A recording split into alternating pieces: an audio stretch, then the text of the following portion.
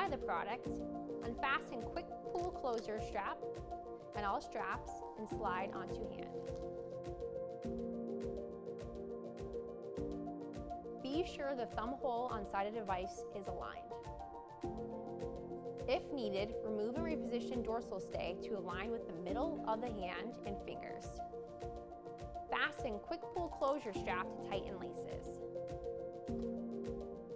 Wrap strap around the device and secure the hook and loop closure.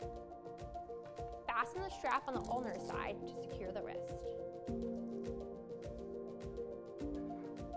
For brace removal, unfasten quick pull closure strap and all straps and remove the device from the hand. The Formfit Universal Wrist is customizable to the patient's anatomy with a malleable palmar stay. Let's take a look at how to make this modification. The palmar stay can be removed from the device to bend to suit to the contours of the wrist.